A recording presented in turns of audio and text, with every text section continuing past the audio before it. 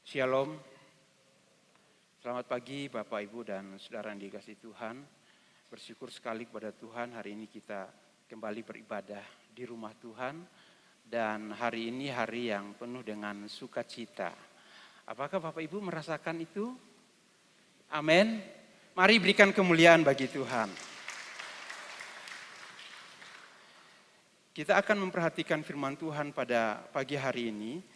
Dari kitab Ulangan pasal 8, kita akan memperhatikan dari ayat 1 sampai ayat 20. Namun kita akan membaca ayat yang kedua, ayat yang ketiga, ayat yang ke-11, 19, dan 20. Kita akan memperhatikan kitab Ulangan pasal 8, ayat yang kedua dan ayat yang ketiga. Kita akan melanjutkan dengan ayat 11, 19, dan 20. Namun dalam penjelasan nanti kita akan memperhatikan bagian ini secara keseluruhan. Untuk menghormati pembacaan firman Tuhan, kami mengundang Bapak Ibu dan saudara-saudari sekalian untuk berdiri.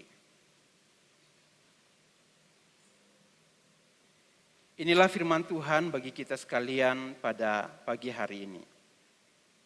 Ingatlah kepada seluruh perjalanan yang kau lakukan atas kehendak Tuhan Allahmu di padang gurun selama 40 tahun ini dengan maksud merendahkan hatimu dan mencobai engkau untuk mengetahui apa yang ada dalam hatimu, yakni apakah engkau berpegang pada perintahnya atau tidak.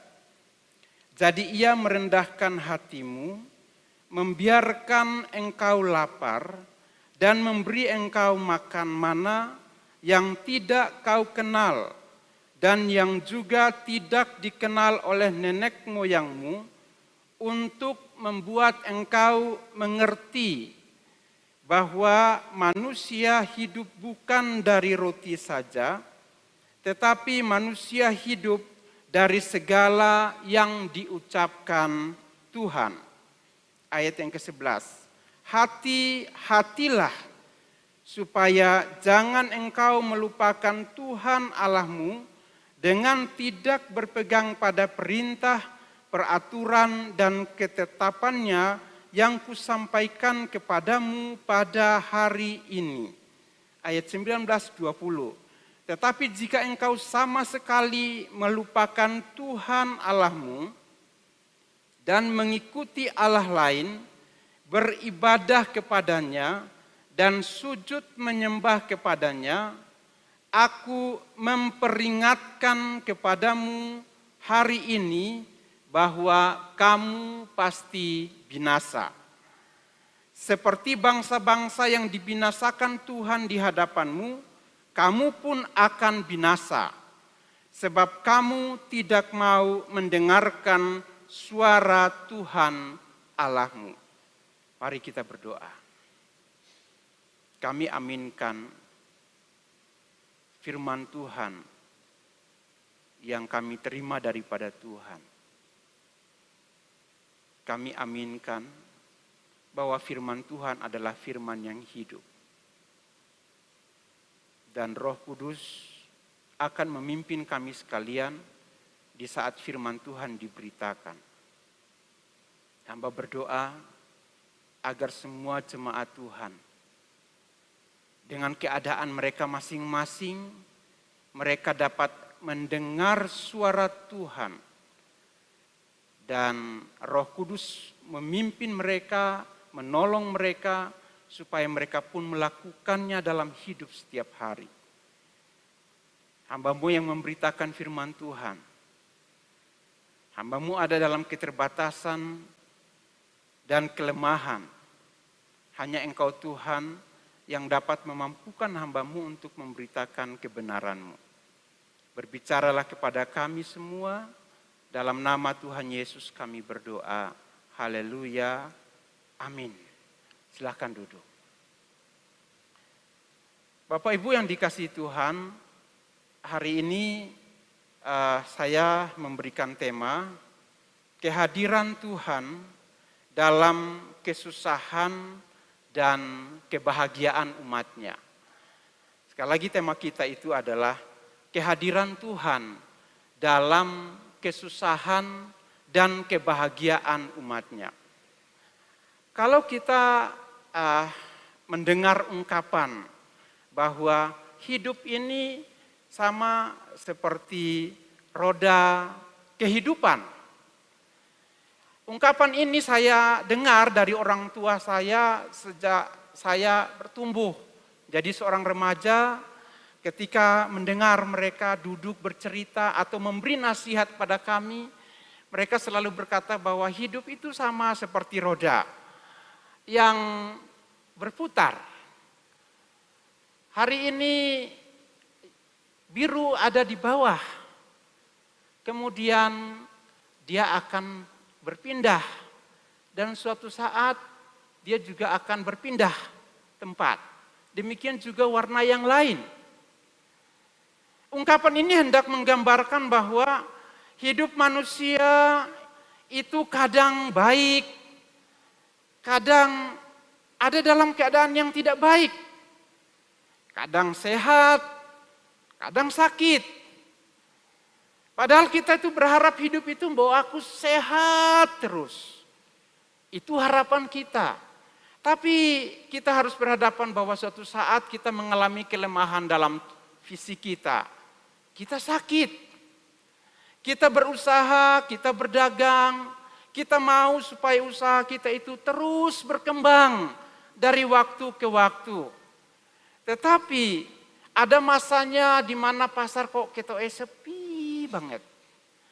Sepi sekali. Sehingga orang kemudian berpikir bagaimana dengan pendapatan, bagaimana dengan penghasilanku. Anak-anak muda yang menuntut ilmu juga akan menemukan bahwa ternyata sekolah itu tidak seenak yang dipikirkan. Bertemu teman-teman di sekolah mungkin menyenangkan, tapi kadang-kadang bertemu dengan teman yang bisa membuli seseorang di sekolah. Dan itu terjadi Bapak Ibu dalam kehidupan manusia. Itu hal yang real, itu hal yang nyata. Tapi dalam kesemua hal itu, di manakah Tuhan?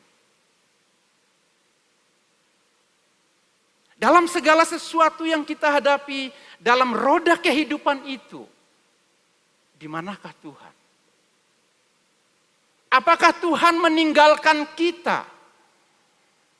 Apakah Tuhan membiarkan kita? Atau Tuhan senantiasa hadir bersama dengan kita?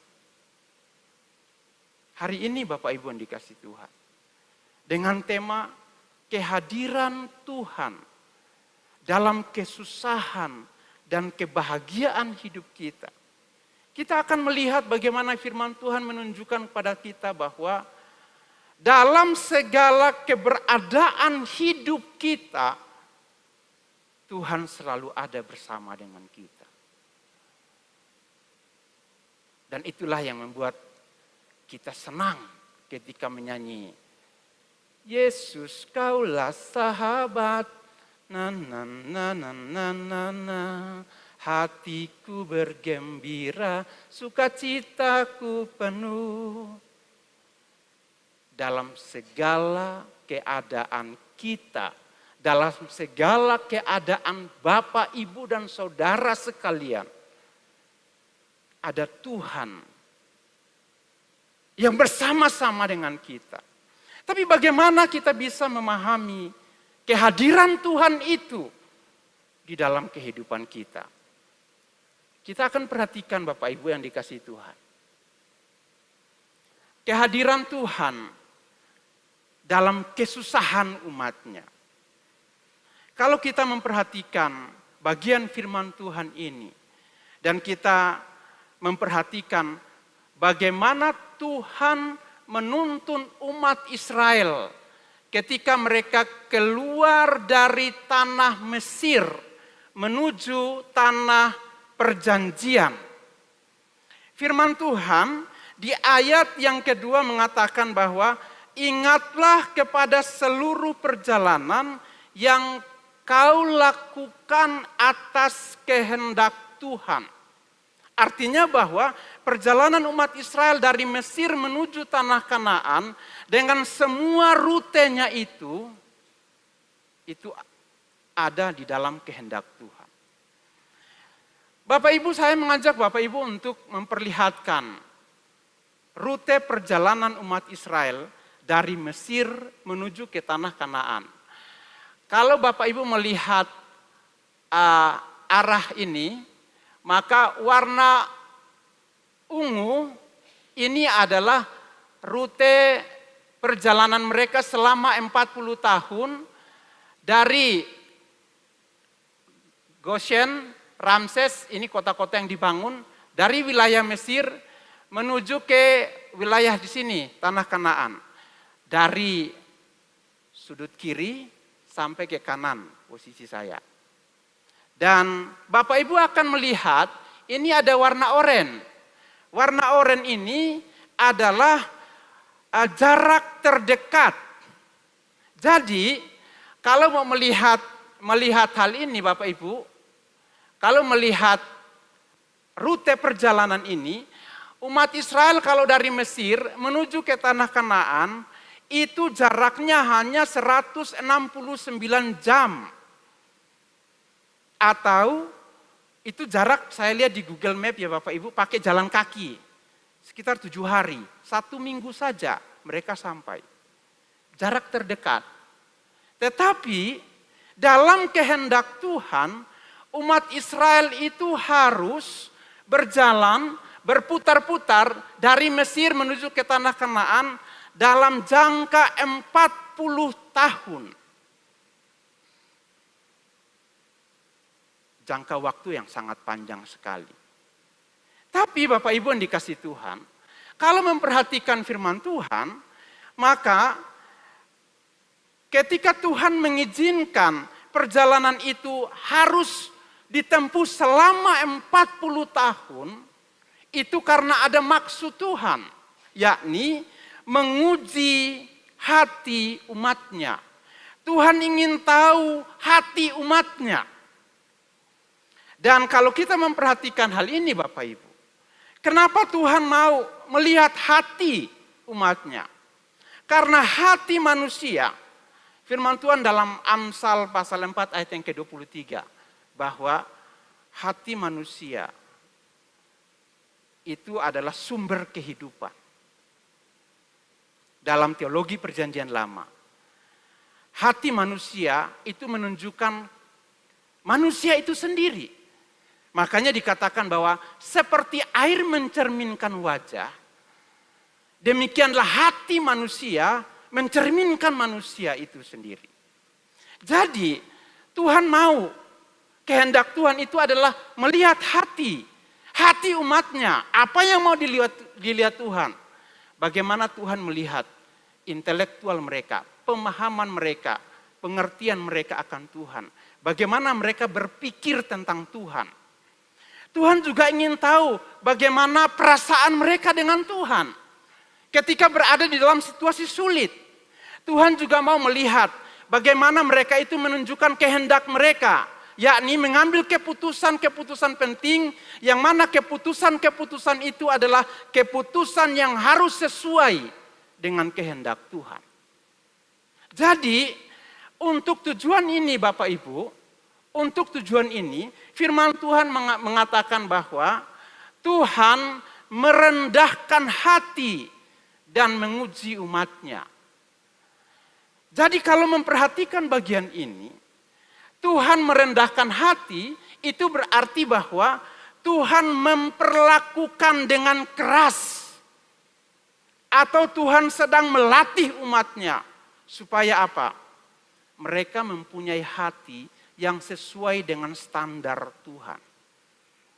Demikian juga Tuhan mencobai mereka. Mencobai ini syamar. Dalam arti menguji. Supaya apa? Apa yang ada di dalam hati mereka sesuai dengan apa yang Tuhan mau. Jadi, kalau kita memperhatikan di dalam bagian ini, Tuhan mengizinkan kesusahan kepada umat Israel melalui perjalanan panjang itu, tujuannya adalah supaya Tuhan bisa mengetahui hati mereka. Lalu bagaimana caranya? Ketika Tuhan menguji umatnya, Dia membawa mereka melintasi padang gurun. Di sini dikatakan bahwa yang besar dan luas. Kalau Bapak Ibu melihat rute perjalanan yang tadi saya tunjukkan, rute itu menunjukkan bahwa di wilayah antara Israel dan Mesir ada padang gurun Negeb.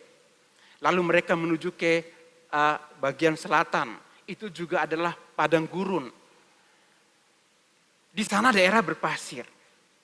Sehingga ketika kita melihat ini, ketika Tuhan mau mengetahui hati umatnya, Dia akan membawa umatnya menuju ke tempat yang seperti tidak berpengharapan. Melihat sesuatu itu kering, gersang, tidak ada apa-apa. Lalu umatnya akan berpikir, bagaimana aku bisa hidup kalau aku ada di tempat yang terlihat gersang, yang terlihat kering? Bagaimana aku bisa hidup?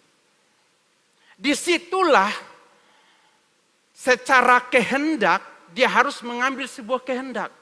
Aku akan tetap mengikut Tuhan atau aku akan berhenti. Disitulah pikirannya, intelektualnya itu akan berpikir, aku harus buat apa? Harus bagaimana? Apakah aku akan berdoa dan bertanya pada Tuhan, atau aku akan menggunakan perasaanku, emosiku untuk menggerutu? Itu yang terjadi pada umat Israel. Ketika Tuhan membawa mereka ke tempat ini, waktu itu mereka tidak mengerti. Sehingga beberapa kali kalau kita membaca di dalam kitab Keluaran, mereka bertengkar dengan Musa. Dan mereka minta, lebih baik kita kembali ke Mesir. Lebih baik kita kembali ke Mesir. Kita akan hidup di sana. Kenapa Musa engkau membawa kami ke padang gurun ini? Kami akan mati di tempat ini. Disitulah Tuhan menguji. Menguji umatnya untuk melihat hati mereka. Selain berhadapan dengan padang gurun yang luas, firman Tuhan juga mengatakan bahwa mereka harus berhadapan dengan ular. Itu ada di ayat yang ke-14 dan 15. Mereka akan berhadapan dengan ular di padang gurun. Dan Bapak Ibu kalau saya lihat di video YouTube, ular di padang gurun itu, ular dia akan bersembunyi di antara pasir. Warna kulitnya sama dengan warna pasir padang gurun itu. Sehingga ketika seseorang salah melangkah, orang itu akan dipagutnya. Yang terjadi pada umat Israel adalah ketika mereka ada di satu tempat, mereka kekurangan makanan, kemudian mereka datang kepada Musa, mereka berdebat dengan Musa, dan kemudian mereka berkata bahwa kenapa kamu membawa kami ke tempat ini? Kami mau kembali ke Mesir. Lalu Tuhan mengizinkan ular-ular tedung memagut umat Israel. Sehingga banyak di antara mereka yang mati. Dan didirikanlah sebuah salib yang disebut dengan Nehustan. Sehingga ketika seseorang dipagut ular, dia akan pergi ke salib itu. Dan dia akan hidup. Sedang mengajar mereka untuk apa? Taat pada Tuhan. Berjalan di padang gurun, kita akan berhadapan dengan sesuatu hal yang terus terang Tuhan mengizinkan kita ada dalam sebuah situasi yang bisa mempengaruhi emosi kita. Kalau padang gurun itu ada di tempat kerjamu, maka belajarlah untuk sabar, sabar. Kalau itu ada di tempat kerjamu. Sebab apa? Terkadang terus terang, ego kita itu ketika seseorang menyinggung saja sesuatu hal yang kita kerjakan, kita sudah capek bekerja, lalu disinggung, dan kita mengatakan bahwa kamu tidak tahu perjuanganku. Kita jadi tersinggung. Kita jadi tersinggung. Emosi kita terpancing. Terjadilah pertengkaran. Apa yang terjadi kemudian? Rusaklah hubungan di tempat kerja itu. Padahal mungkin Tuhan sedang membawa kita untuk menghadapi sebuah situasi yang sedang mencoba untuk menguji emosi kita. Kapan kita bisa jadi Pak Sabar dan Bu Sabar? Mas Sabar. Kalau Mbak Sabar enggak ada ya. Tapi jadi Pak Sabar, Bu Sabar. Mungkin kita harus belajar dalam hal ini. Yang ketiga, di padang gurun itu mereka harus berhadapan dengan hal kecil tapi mematikan. Tapi sangat menyakitkan. Tuhan mengizinkan mereka bertemu dengan kalajengking.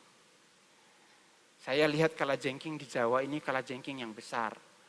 Dan jarang saya dengar orang itu disengat kalajengking. Tapi kalau kalajengking di timur di tempat saya, itu adalah kalajengking yang kecil. Kalau musim hujan kita menjemur baju atau celana di batu. Dulu kita tidak punya jemuran, kita jemur di batu. Kalajengkingnya itu akan masuk ke situ. Saat kita pakai celana, kita disengat kalajengking, sakitnya minta ampun. Karena itu kalajengking yang kecil, sakitnya minta ampun. Saat kita panen jagung di kebun, kalajengkingnya itu akan masuk ke celah-celah kulit jagung ini, akan masuk ke situ. Jadi kalau kita tidak teliti, maka kita bisa disengatnya. Itu kalajengking kecil yang kalau menyengat sakit sekali. Mereka ada di padang gurun umat Israel, Tuhan mengizinkan mereka berhadapan dengan hal ini. Mereka juga harus berhadapan dengan situasi di padang gurun di mana mereka kekurangan air dan kemudian mereka juga kekurangan makanan. Sampai kalau kita membaca di dalam kitab Keluaran, di saat dua hal ini terjadi, mereka selalu berseru-seru kepada Musa. Mereka mengajak Musa berdebat lalu minta supaya kembali ke Mesir. Kenapa mereka tidak berseru kepada Tuhan? Alkitab mengatakan bahwa lalu berseru-serulah Musa kepada Tuhan. Kenapa mereka tidak berseru? Karena itu bukan kebiasaan mereka. Jadi, dengan melihat hal ini, ketika Tuhan mengizinkan kesusahan terjadi dalam kehidupan seseorang, saya percaya sebagai umat Tuhan, kita adalah pribadi-pribadi yang Alkitab katakan bahwa kita ini adalah milik Tuhan. Bapak, Ibu, dan Saudara itu adalah milik Tuhan. Dan ketika Bapak, Ibu ada dalam sebuah situasi yang menyusahkan, asalkan itu bukan situasi yang menyusahkan karena Bapak, Ibu yang mau buat supaya cari-cari masalah, cari-cari kesusahan. Seperti yang Ibu Dr. Adis ajarkan waktu hari Rabu kemarin di Kompak berkenaan dengan kesehatan. Kalau memang kamu punya masalah dengan kolesterol, jangan kurangi makanan yang berlemak. Kurangi, karena itu akan membuat kolesterolmu naik. Lah kalau tidak kurangi, berarti diri sendiri yang mencari masalah. Bukan kehendak Tuhan Bapak Ibu, diri sendiri yang mencari masalah. Kalau kita bermasalah dengan gula, kurangi gula. Jangan suka minum yang manis-manis. Karena itu akan membuat kadar gula di tempat dalam diri kita itu kadar gulanya semakin tinggi, lalu kita bisa kena diabetes. Kurangi. Itu kita sendiri cari masalah. Tapi yang dimaksud di sini adalah saat dimana Tuhan mengizinkan seseorang untuk ada dalam sebuah situasi yang mana situasi kesusahan itu bukan karena kesalahan dia. Tetapi itu karena sesuatu yang tiba-tiba saja terjadi pada dirinya. Ketika saya diserempet motor, waktu saya ditingkir saya diserempet motor. Jadi saya ada pada jalur diserempet. Saya ada pada jalur yang tepat. Lalu mobil pick up, saya pakai motor Bapak Ibu. Mobil pick up ini kemudian nggak tahu sopirnya, langsung pepetin saya dari belakang, bukan dari depan, dari belakang. Kaget saya, jatuh. Tuhan, kenapa begini? 1 bulan kemudian, karena menggunakan kendaraan bermotor, lalu saya sedang memikirkan sesuatu hal, yang terjadi kemudian adalah ibu-ibu bawa motor rem mendadak di depan saya. Kaget saya karena secara pikiran saya tidak siap untuk ngerem motor. Lalu saya jatuh. Marah saya, banting helm saya. Orang pikir saya marah sama ibunya. Bukan, saya marah dengan diri saya sendiri. Kenapa jatuh motor lagi? Saya bisa melihat bahwa ada situasi-situasi yang sebenarnya itu bukan salah kita. Tapi karena sebuah situasi yang membuat kita ada pada situasi itu. Disitulah Tuhan sedang mengajar kita untuk melihat bagaimana keadaan hati kita sebagai seseorang yang hidup dalam persekutuan dengan Tuhan. Bagaimana kita bisa melihat kondisi-kondisi kita. Apakah itu situasi-situasi kesusahan yang terjadi di tempat kerja, kesusahan yang terjadi dalam diri kita secara fisik, kesusahan yang terjadi di dalam pelayanan, kesusahan yang terjadi di dalam usaha kita. Kalau Tuhan memimpin kita, Tuhan mengizinkan sebuah kesusahan terjadi atas kita, bahkan kesusahan itu mungkin sebuah kesusahan yang sangat berat. Ingat baik-baik. Tuhan tetap ada bersama dengan kita. Dan yang Tuhan inginkan itu adalah bagaimana respon hati kita. Di saat itulah kita berdoa. Mencari Tuhan, bersandar pada Tuhan, dan minta pimpinan Tuhan. Hari kemarin di tembok ratapan, ketika saya memberitakan firman Tuhan, di dalam kitab Ulangan, itu ada kisah tentang kegagalan penyerangan di selatan. Jadi situasinya pada waktu itu, orang Israel itu sudah kepingin sekali masuk ke tanah Kanaan. Kepingin masuk ke tanah Kanaan. Tuhan berfirman kepada Musa, utuslah para pemimpin untuk pergi melihat tanah Kanaan itu. 12 orang diutus. Ketika pulang, 10 orang itu menceritakan cerita-cerita yang baik, tapi mereka membangun opini yang negatif bahwa kalau kita pergi ke sana, di sana ada raksasa-raksasa dan kita pasti mati. 10 orang ini kemudian opini yang mereka bangun itu berhasil mempengaruhi umat Israel. Sehingga umat Israel mau melempari Musa. Tetapi Kaleb dan Yosua, mereka kemudian sujud kepada mereka dan berkata bahwa tidak, kita akan masuk dan kita akan mengalahkan mereka. Saat itu selesai, umat Israel itu kemudian karena ketidaksabaran mereka, lalu mereka nekat untuk maju menyerang di wilayah selatan. Dan Musa sudah ingatkan mereka bahwa Tuhan tidak menuntun kamu untuk pergi ke sana. Jangan kamu pergi. Tapi mereka di firman Tuhan katakan bahwa mereka nekat mau berangkat. Karena mereka nekat, mereka mengalami kegagalan di sana. Bapak Ibu yang dikasihi Tuhan. Ada situasi-situasi di mana mungkin secara kehidupan kita bilang begini, kamu enggak ngerti hidup saya. Kamu enggak ngerti susahnya saya. Kamu enggak ngerti sulitnya hidup saya. Lalu ada orang menawarkan cara-cara praktis untuk mendapatkan berkat. Cara cepat mendapatkan berkat. Ditawarkan supaya apa? Ikut kerja ke Kamboja. Sampai di sana bukan dapat uang. Sampai di sana mati. Ikut kerja ke sana, hati-hati. Itu membahayakan. Kenapa? Karena orang berpikir bahwa aku mau mengubah hidupku. Aku mau supaya mempunyai hidup ekonomi yang baik. tapi tidak mencari kehendak Tuhan. Hati-hati kalau nekat melakukan sesuatu tanpa kehendak Tuhan. Itu akan membahayakan hidupmu. Saya pernah ditegur karena saya merasa bahwa siapa yang mengerti dengan hidup saya?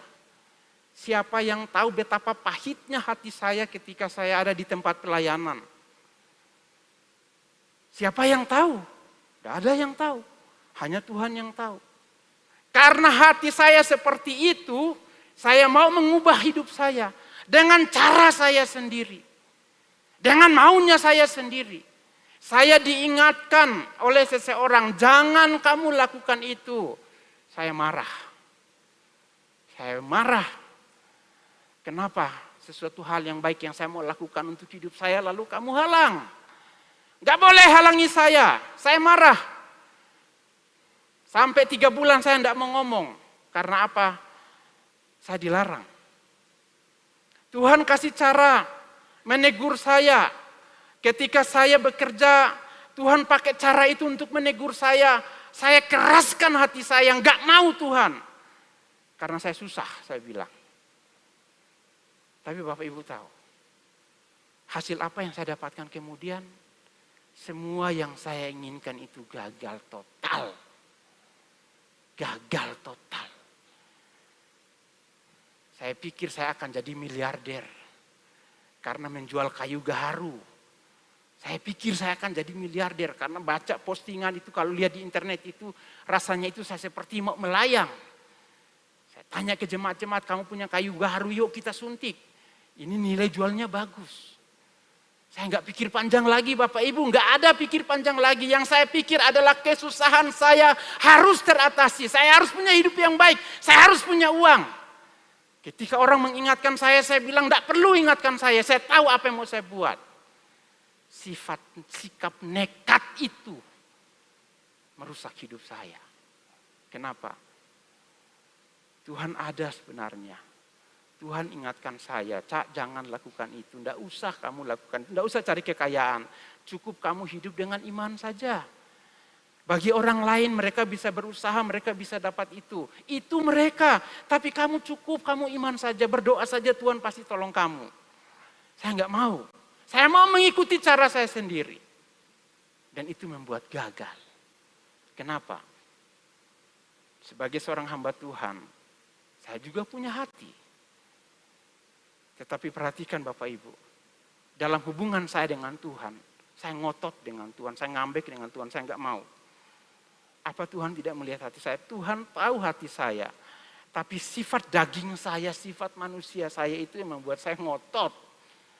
Karepku dewe lah, iki duduk karepe Tuhan, iki karepku. Bapak Ibu, perhatikan Bapak Ibu, hari ini, kalau Bapak Ibu ada dalam sebuah situasi yang sulit, susah. Lalu kelihatan ada angin segar yang datang untuk yang Bapak Ibu dengar. Lalu Bapak Ibu bilang, oh ini pasti baik. Alkitab bilang begini, uji itu di hadapan Tuhan. Perhatikan Tuhan. Jangan sampai Bapak Ibu. Karena sikap nekat kita tanpa tuntunan Tuhan, lalu kita gagal. Sudah susah, gagal lagi. Kan tambah susah Bapak Ibu. Karena itu, mari kita sikapi segala sesuatu yang terjadi dalam hidup kita. Dalam kesusahan kita, sikapi. Dalam kesusahan ini, aku harus belajar untuk tidak menggerutu dengan Tuhan. Aku akan belajar untuk tetap mengasihi Tuhan. Aku akan belajar untuk percaya kepada Tuhan. Aku akan belajar untuk berharap kepada Tuhan. Aku akan belajar untuk terus memandang pada Tuhan. Walaupun aku berada dalam situasi yang tidak berpengharapan. Aku akan tetap melihat Dia. Dan aku akan ambil keputusan. Aku akan tetap mau mengikut Tuhan. Aku akan tetap mengikut Tuhan. Walaupun hari ini aku tidak tahu apa yang harus aku lakukan. Tapi aku harus ambil keputusan, aku harus tunduk pada Tuhan. Itu adalah maunya Tuhan bagi kita. Dalam kesusahan kita. Tapi bukan hanya kesusahan, Bapak Ibu. kita juga berbicara mengenai kebahagiaan. Kalau dalam kesusahan Tuhan bersama dengan kita, bagaimana dengan kebahagiaan kita? Perhatikan Bapak Ibu. Tuhan kita itu adalah Tuhan yang begitu baik dengan kita. Ada saat-saatnya kita berjuang, susah payah dalam kesusahan kita, tetap berdiri dengan teguh dalam iman kita kepada Tuhan. Dan ada waktunya Tuhan pulihkan kita dan memberikan kebahagiaan bagi kita. Sehingga kalau bahasa dalam kitab Mazmur mengatakan bahwa kalau musuh menyerang kamu dan kamu tidak mampu mengalahkannya, kamu akan tertunduk. Tapi ada saatnya kamu bisa mengalahkan musuh dan kamu akan mengangkat kepalamu. Ada saatnya kamu hidup susah dan kamu harus terus tundukkan hidupmu di hadapan Tuhan dalam doamu. Tapi ada saatnya kamu angkat kepalamu dan mengangkat tanganmu dan memuji Tuhan. Tuhan, terima kasih atas semua berkat yang Tuhan berikan padaku. Dalam kebahagiaan, di dalam kitab Ulangan pasal yang ke-8, ayat yang ke-7, firman Tuhan mengatakan demikian. Sebab Tuhan Allahmu membawa engkau masuk ke dalam negeri yang baik. Suatu negeri dengan sungai, mata air dan danau yang keluar dari lembah-lembah gunung-gunung. Suatu negeri dengan gandum dan jelainya, dengan pohon anggur, pohon ara dan pohon delimanya. Suatu negeri dengan pohon zaitun dan madunya. Suatu negeri di mana engkau akan makan roti dengan tidak usah berhemat, di mana engkau tidak akan kekurangan apapun. Suatu negeri yang batunya mengandung besi dan dari gunungnya akan kau gali tembaga. Dan engkau akan makan dan akan kenyang, maka engkau akan memuji Tuhan Allahmu karena negeri yang baik yang diberikannya kepadamu. Kalau memperhatikan bagian ini Bapak Ibu, Tuhan menuntun umatnya melewati padang gurun. Di situ dia menguji mereka, Tuhan menguji mereka untuk mengetahui bagaimana hati mereka dalam hubungan dengan Tuhan. Tetapi tidak selamanya mereka akan ada di padang gurun. Tapi mereka akan dibawa ke negeri yang Tuhan janjikan. Dan firman Tuhan mengatakan bahwa sebab Tuhan Allahmu membawa engkau masuk ke dalam negeri itu. Saya senang dengan kalimat ini. Sebab Tuhan Allahmu membawa engkau masuk. Artinya bahwa di saat susah, Tuhan itu yang membawa, menuntun kamu di situ.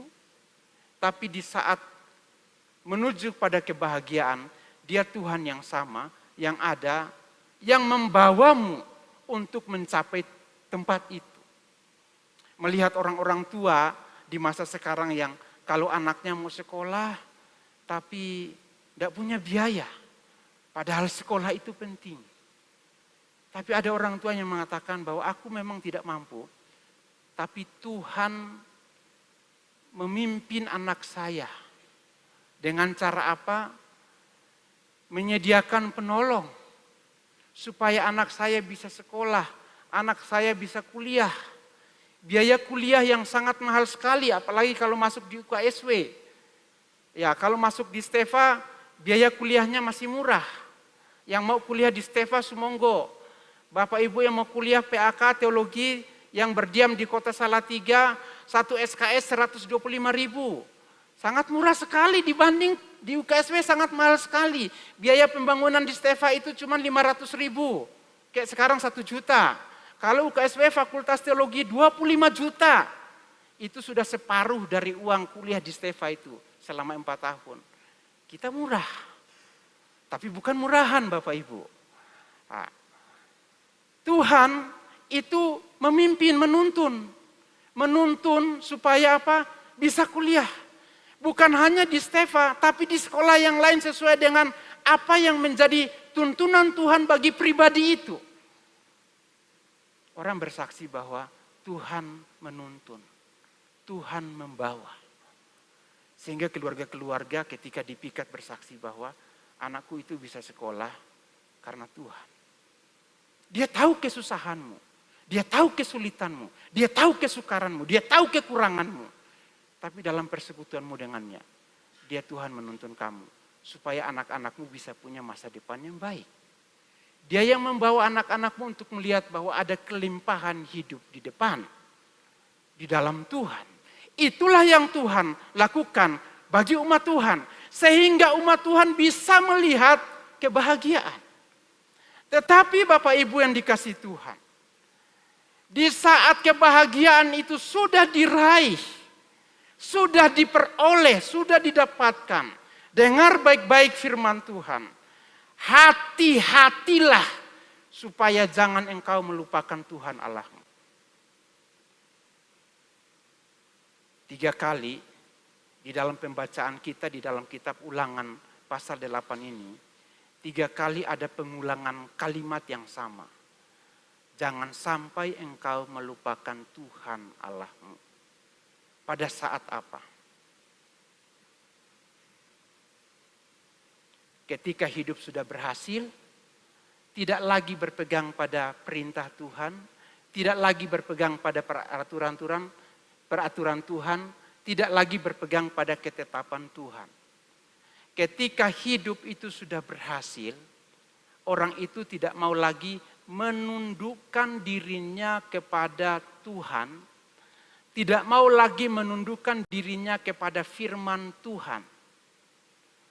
Padahal sudah berhasil, pendidikan sudah bagus, ditempatkan Tuhan di tempat-tempat yang bagus dalam dunia pekerjaan, di perusahaan, di kantor pemerintahan, atau di tempat-tempat di mana usaha bisa bagus.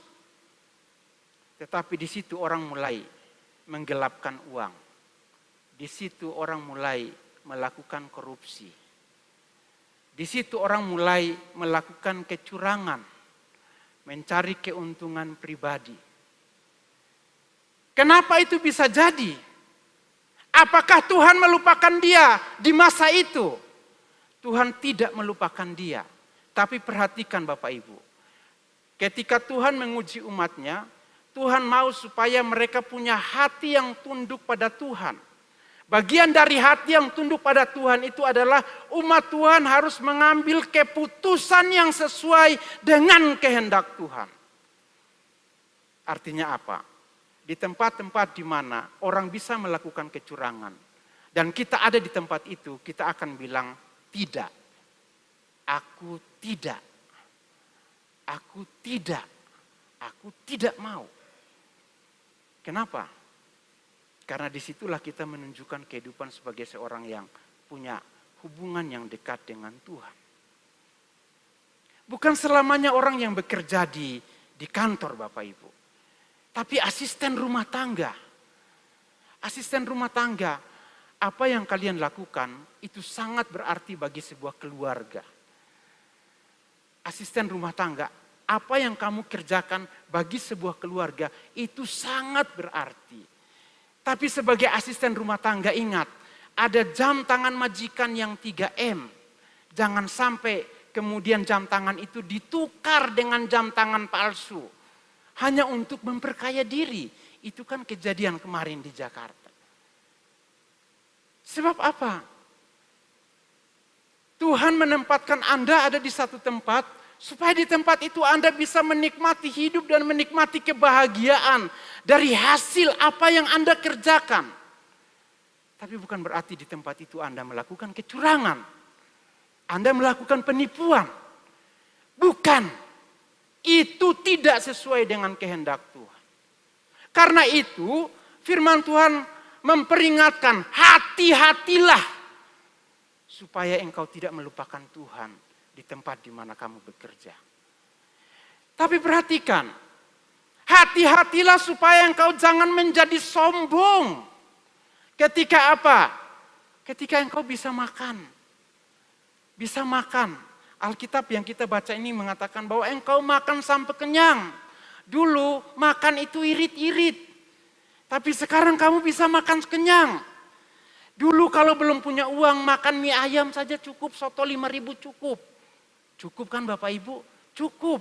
Tapi kalau sudah punya uang, Makanya bisa yang harganya 100.000, bisa yang harganya 150.000.